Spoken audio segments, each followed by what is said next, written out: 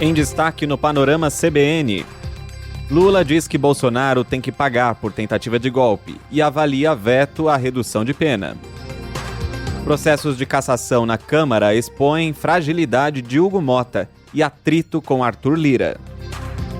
Fernando Haddad confirma a possibilidade de sair do governo para ajudar a reeleição de Lula. Mais de 1 milhão ficam sem luz por mais de 24 horas e Vendaval cancela mais de 400 voos em São Paulo. Presidente da Ucrânia admite ceder territórios à Rússia por meio de referendo. Panorama CBN. Olá para você que está aqui comigo, eu sou o Leandro Gouveia e a partir de agora, em menos de 30 minutos, vou te contar as principais notícias do dia.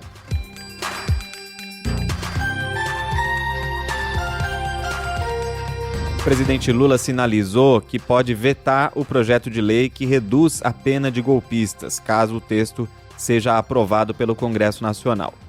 A declaração foi durante entrevista à TV Alterosa, em Minas Gerais.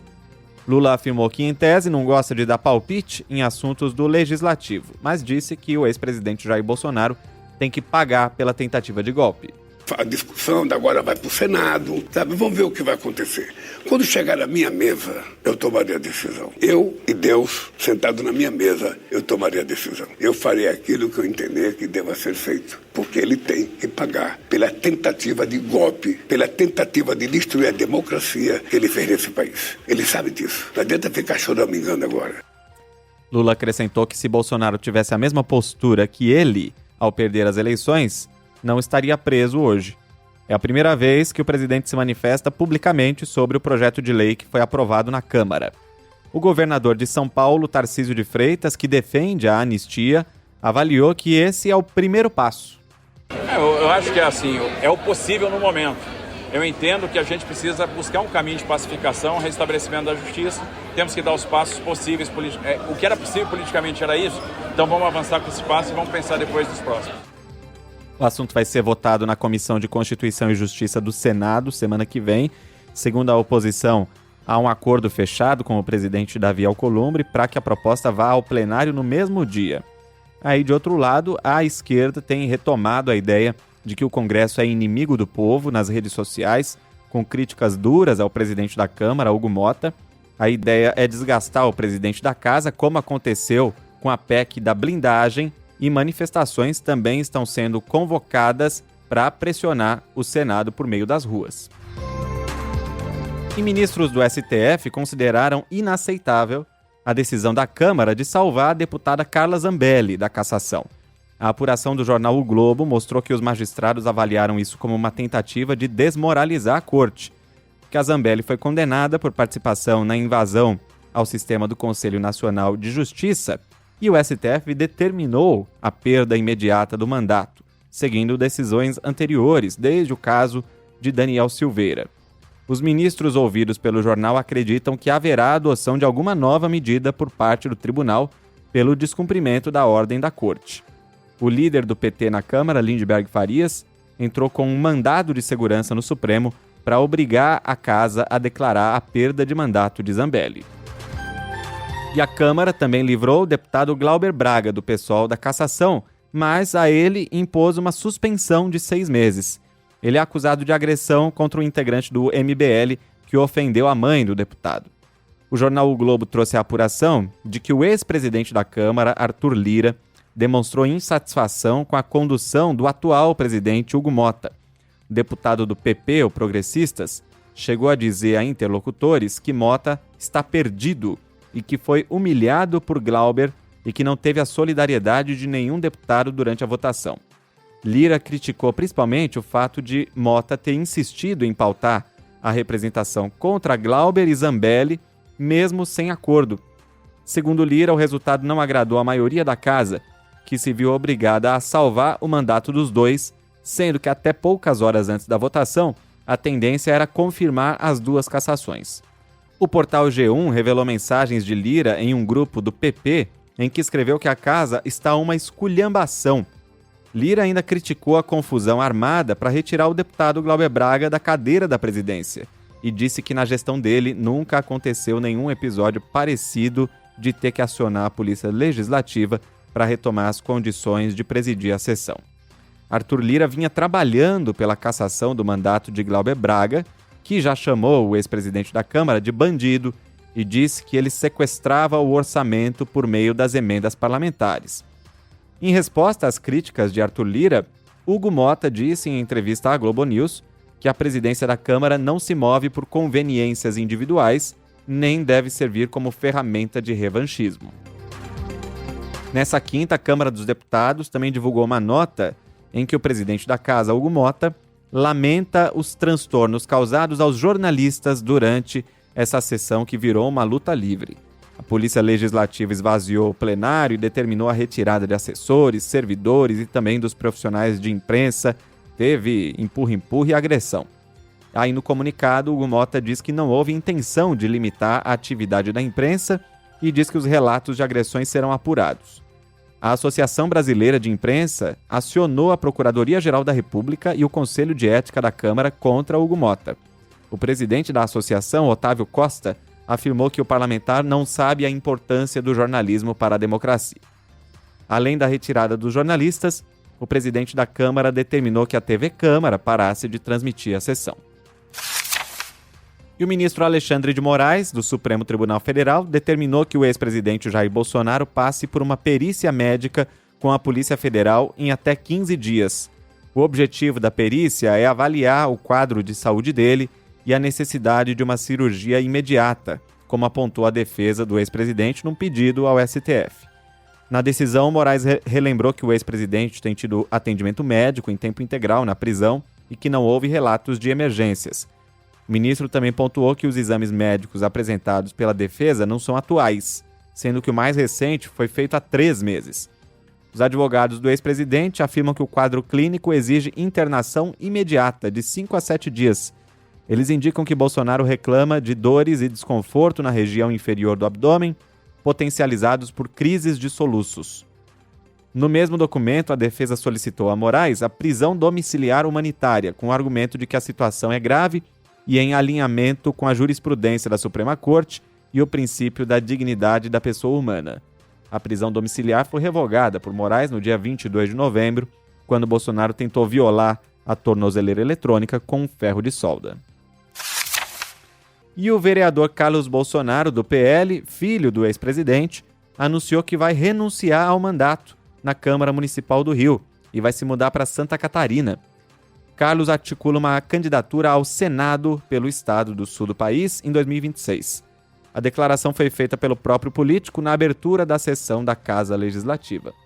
Vou para Santa Catarina para cumprir um chamado que não poderia realizar aqui, pois fiz uma escolha sempre guiada pelo meu coração. Não é uma fuga, presidente.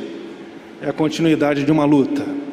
A mesma luta por liberdade, por família, por soberania, por um Brasil que respeite seu povo, sua identidade e, principalmente, num momento tão conturbado no país, buscando o equilíbrio entre os poderes.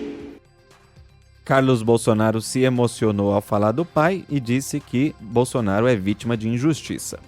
Ele assumiu o primeiro mandato como vereador na capital fluminense em 2000, aos 17 anos, e desde então foi reeleito 6 vezes. E o ministro da Fazenda, Fernando Haddad, confirmou a possibilidade de sair do governo para colaborar com a campanha à reeleição do presidente Lula em 2026. Em entrevista ao jornal O Globo, Haddad disse que conversou recentemente com o presidente sobre o plano de deixar o ministério para ter uma atuação mais ativa na disputa eleitoral do próximo ano. Tem intenção de colaborar com a campanha do presidente Lula, né? E disse isso a ele, que eu não pretendo ser candidato em 2026, mas quero dar uma contribuição para pensar programa de governo, para pensar como estruturar a campanha dele. Me coloquei à disposição dele para isso. Vai sair mesmo?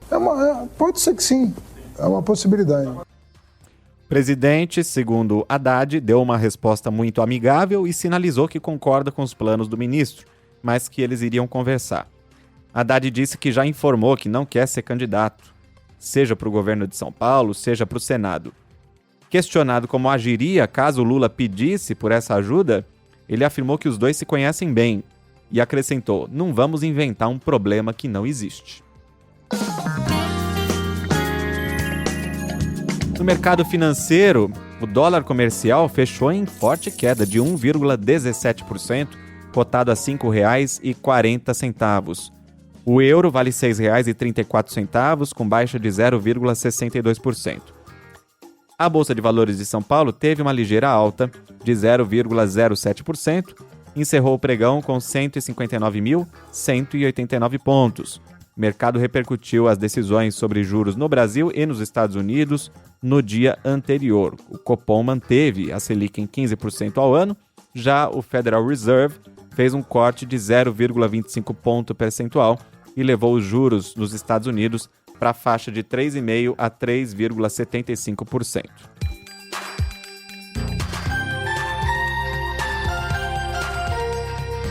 E essa quinta-feira foi mais um dia de caos por causa do ciclone extratropical que passou por São Paulo. Até ventava ainda com intensidade nesta quinta-feira. E até o momento em que eu gravo esse podcast, mais de 1.300.000 imóveis continuavam sem luz, na maior metrópole do país, em mais de 24 horas. Incluindo os chamados dessa quinta, o total chegou a mais de 2,5 milhões. Segundo a prefeitura, 231 árvores caíram na cidade, mas os bombeiros receberam mais de 1.500 chamados em toda a região metropolitana. O vendaval de quase 100 km por hora causou problemas na rede de telefonia e internet, desabastecimento de água, danos a veículos e casas, atrasos em aeroportos, vários nós no trânsito, porque tinha semáforo apagado na cidade inteira, prejuízo ao comércio. Segundo a FEComércio de São Paulo, os serviços e também o comércio perderam ao menos R$1,5 bilhão em faturamento. Gabriel Coelho, dono de 2 restaurantes, montou uma força-tarefa para funcionar sem energia, alugando caixas de gelo e pegando emprestado refrigeradores de outros estabelecimentos. Por causa do negócio do metanol, a gente vem numa época que é pra gente vender, Tipo assim, eu entendo que acontece das árvores caírem, mas eu acho que o descaso da Enel e da... Cara, até a subprefeitura de Pinheiros, eles não conversam, não se falam e não resolvem entre eles. A Enel é a concessionária de energia aqui de São Paulo, que também não dá previsão de retorno, porque diz que em alguns casos a resolução envolve a reconstrução completa da rede, com substituição de postes, transformadores e recolocação de quilômetros de cabo. O governador de São Paulo, Tarcísio de Freitas, defendeu uma intervenção na Enel e reclamou de estar refém de contrato federal. Já o prefeito da capital, Ricardo Nunes, notificou a ANEEL, que é a Agência Nacional de Energia Elétrica, sobre o grande número de veículos da concessionária que estavam parados na garagem. A empresa justifica que os caminhões são recolhidos para facilitar a troca de turno das equipes. Num ofício enviado à Enel, a ANEEL afirma que a repetição de falhas graves viola cláusulas contratuais e pode levar à rescisão do contrato de concessão, porque isso não é novo, né? A gente tem visto nos últimos anos esses problemas de consumidores sem energia elétrica por dias por causa de temporais e vendavais. Também houve problemas nos aeroportos. O Aeroporto Internacional de São Paulo, em Guarulhos, e o de Congonhas, na capital, somaram mais de 400 voos cancelados entre quarta e quinta-feira, e isso gerou também um efeito cascata em aeroportos de todo o país. A Polícia Federal fez uma operação contra uma rede criminosa que usava funcionários da limpeza de salas VIP do Aeroporto Internacional de São Paulo, em Guarulhos, para o tráfico internacional de drogas. Segundo a PF, os trabalhadores tinham acesso a áreas restritas por onde conseguiam enviar cocaína ao exterior. Segundo a TV Globo, 6 pessoas foram presas. Os policiais federais apreenderam celulares e outros materiais que serão encaminhados à Perícia Criminal Federal para aprofundar as análises. E o Ministério da Justiça anunciou uma expansão na cobertura do aplicativo Celular Seguro. A plataforma do governo federal agora permite bloquear qualquer aparelho roubado ou furtado, mesmo que o celular não estivesse com o aplicativo instalado antes do crime. A informação foi confirmada pelo secretário executivo do Ministério da Justiça, Manuel Neto, em entrevista à TV Globo. Segundo o governo, o cidadão que tiver o celular levado pode usar um outro dispositivo, um tablet ou um telefone de um amigo, para fazer o bloqueio remoto. O prazo máximo para fazer o procedimento é de 15 dias após o roubo ou o furto. Para completar o bloqueio, basta informar a data e o horário do crime, além do número da linha telefônica usada no celular. Nesse caminho, não é preciso ter o e-mail, que é aquele código de identidade do aparelho. Desde abril desse ano, o programa Celular Seguro já bloqueou 183 mil aparelhos com restrições. No noticiário internacional, o jornal O Globo revelou que o presidente Lula conversou por telefone com o presidente da Venezuela, Nicolás Maduro, na semana passada. A ligação não foi informada oficialmente. E foi o primeiro contato entre os dois esse ano. Segundo a jornalista Janaína Figueiredo, Lula expressou preocupação com o assédio militar dos Estados Unidos no Caribe e reiterou sua disposição para ajudar. Num diálogo cordial, o ditador venezuelano não falou sobre ultimatos dados pelo presidente Donald Trump para que ele abandone o poder. Segundo a repórter, as fontes não quiseram dar muitas explicações, mas revelaram que para o Brasil era importante ter um contato em um momento em que Maduro conversa com Trump e poderia se oferecer como um eventual mediador entre os dois governos. Também teria pesado a visita a Caracas do empresário brasileiro Joesley Batista. E o presidente Lula, nesta quinta-feira, disse num discurso que falou com o presidente dos Estados Unidos, Donald Trump, naquela ligação que eles tiveram recentemente, sobre a intervenção aqui na América Latina, e disse a Trump que palavras são mais poderosas do que armas e que o Brasil não quer uma guerra na região. E a líder da oposição venezuelana, Maria Corina Machado, disse que recebeu ajuda dos Estados Unidos para conseguir fugir da Venezuela na quarta-feira. Ela viajou para Oslo, na Noruega, para receber o Prêmio Nobel da Paz, mas acabou chegando depois da cerimônia e foi representada pela filha. O governo venezuelano proibiu Corina de deixar o país e ela vivia escondida. O jornal The Wall Street Journal publicou que Corina usou um disfarce e passou por 10 postos militares para deixar o país. Ela viajou de barco para Curaçao, onde embarcou em um jato até a Europa, com uma parada em Maine, nos Estados Unidos. Ela precisou avisar o exército dos Estados Unidos para que o barco que ela estava não fosse bombardeado no Caribe. Em Oslo, numa entrevista coletiva, nessa quinta, Corina disse que está esperançosa de que a Venezuela será livre.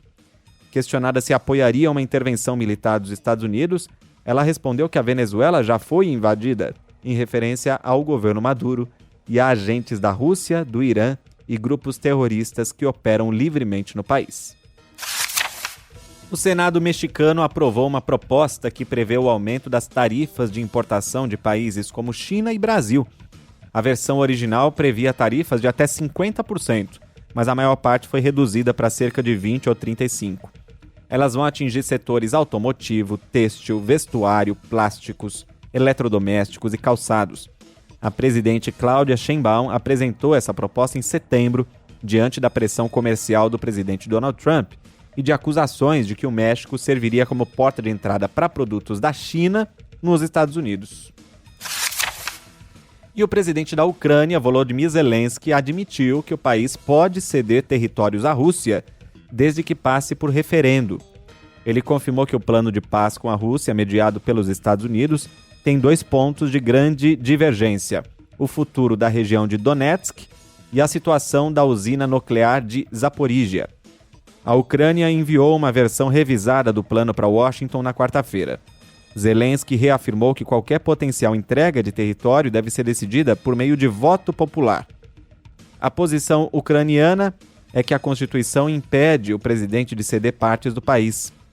Um ponto criticado por Zelensky foi a proposta americana de retirar as forças ucranianas de Donetsk para criar uma zona econômica livre.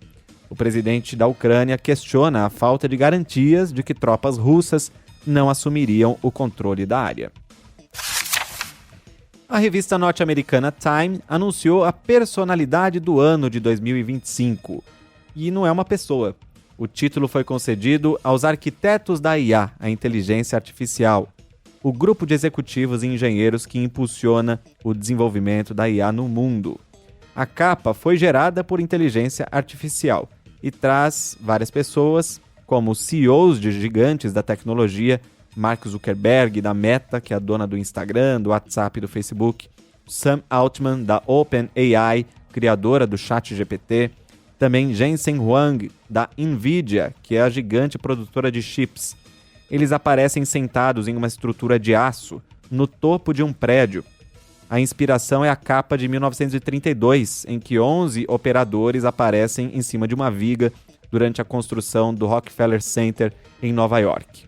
O editor-chefe da revista Time, Sam Jacobs, justificou a escolha, dizendo que ninguém teve impacto maior em 2025 do que os indivíduos que construíram a inteligência artificial.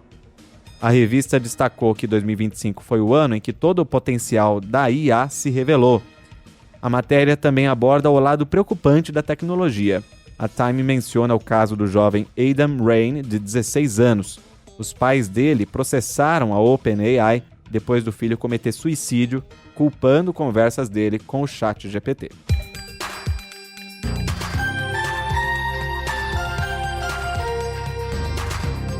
Antes da última notícia, convido você a mandar mensagem para o Panorama. Meu e-mail é leandro.gouveia@cbn.com.br. No Instagram é só procurar por Le Reis Gouveia. O Leonardo Barcelos deixou o seu comentário ali na caixinha do Spotify, falando do projeto que reduz pena de golpistas. Esse projeto de lei é um escárnio. Tá na cara a obviedade do interesse dos parlamentares com esse projeto. Será que algum dia vamos ter um Congresso que legisle a favor do povo? Pergunta o Leonardo. O Maurício Angelini acrescenta que Hugo Mota é unânime. Consegue ser odiado pela esquerda e pela direita. Líder fraco. Obrigado, Maurício, Leonardo, pelos comentários. E olha que ainda não tinha nem surgido esse atrito com o Arthur Lira que eu contei hoje nesse episódio, né? Também mandaram mensagens aqui pra gente o Pedro Teles, que escreveu: o podcast já é parte do meu café, e a Stephanie Ferreira, podcast obrigatório de cada manhã. Obrigado a todos que participam do Panorama. Se você gosta do podcast e ouve pelo Spotify, pode seguir a gente, deixar 5 estrelas também. Você pode seguir no Apple Podcast, na Amazon Music, favoritar na Deezer e se inscrever no YouTube. Eu tenho mesmo raiva de ladrão. Esses são realmente velhos, hein? Ainda mais quem rouba velhinho. Quanto mais velho, melhor. Esse é o trailer da comédia de ação Velhos Bandidos, que foi divulgado agora. O longa tem a atriz Fernanda Montenegro, de 96 anos, como uma das protagonistas. Com esse teu dedinho... Eles são perfeitos. As peças que me faltavam. O filme é dirigido por Cláudio Torres, filho da atriz.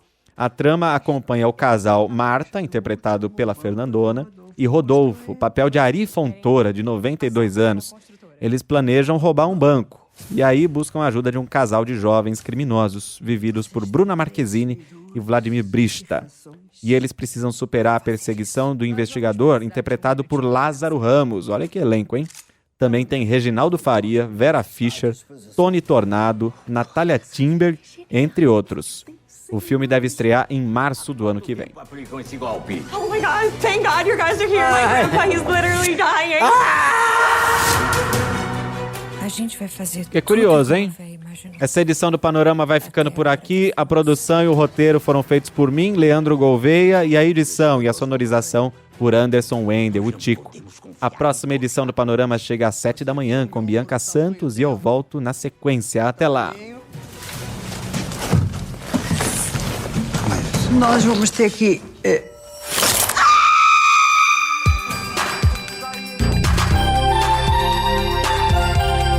Panorama CBN. As principais notícias do dia em menos de meia hora.